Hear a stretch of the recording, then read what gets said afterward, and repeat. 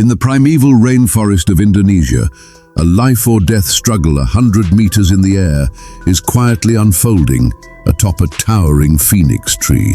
The master of this tree catcher is the tree spirit, known as the tree god. They are inherently wary, choosing to nest at heights of tens or even hundreds of meters.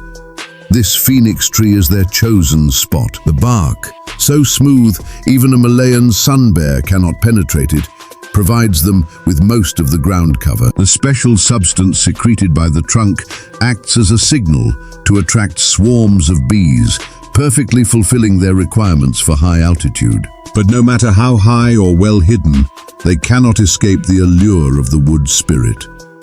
Having honed his keen eyesight for decades, he had already prepared for this challenge.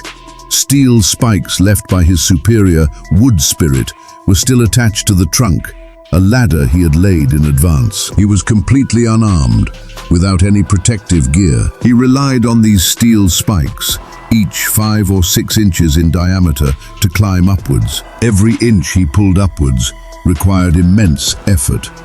These mottled steel spikes were his only lifeline. If he loosened even slightly and fell, or stumbled and plummeted from dozens of meters in the air, there would be no room for even a moment's respite. The bark of the phoenix-covered tree was coated with a smooth layer.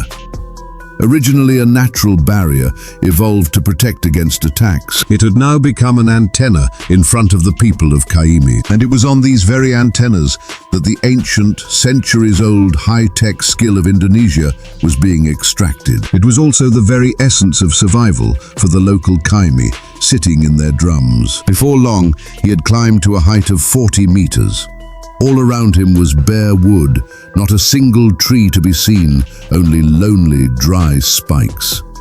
He gasped for breath, adjusted his position, and then rubbed his palm against the steel, using this to increase the friction between his hands and the spikes. Even the slightest looseness in the shoe was unacceptable.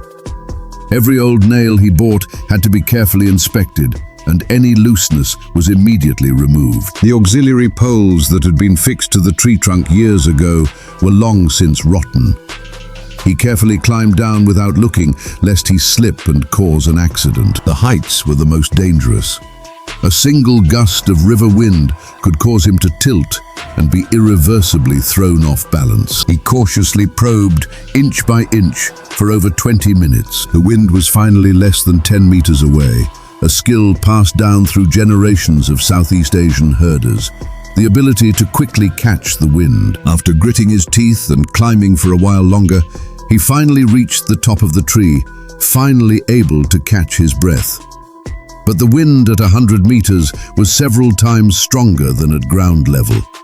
A whooshing sound filled the air. He clung tightly to the tree trunk, his grip loose, but dared not even utter a sound. A meter-long, off-white wind surge followed the crows not far away. The lit tobacco is gently placed against the wind. Moving around, the burning tobacco and the resulting white smoke won't harm the swarm, but it will cause several rows of swarms to react, actively scattering and avoiding it. This is a technique passed down from generation to generation. To ensure success, and not just harm a single swarm, never underestimate these secrets. The swarm is one of the most aggressive and venomous bee species in the world, known locally as the killer bee. A single stinger can pierce 2 layers of ordinary bee protection. Once disturbed, tens of thousands of bees will surge forth in a relentless, all-out attack. Even the most experienced beekeepers must wear protective gloves now. Not a moment's carelessness is warranted. Once the swarm has subsided, he carefully approaches the edge of the swarm. The swarms are clearly zoned. The locations are distinct. The beekeeper only cuts off the skins filled with the golden bee's roe, never leaving any areas untouched. He also deliberately leaves a portion of the bees intact. Leave room for maneuver, doing nothing but leaving room for others. This is a rule that the farmer has upheld his entire life, an ancient and profound way of coexisting with the rain. He carefully wrapped the fallen rice cakes. He tucked them into his bag and looked out. The entire rainforest of tree trunks lay spread out beneath his feet. From the ground to 100 meters in the air, every step was fraught with life or death risks. This bag of wild bees from the rainforest is the best testament to this high-altitude adventure.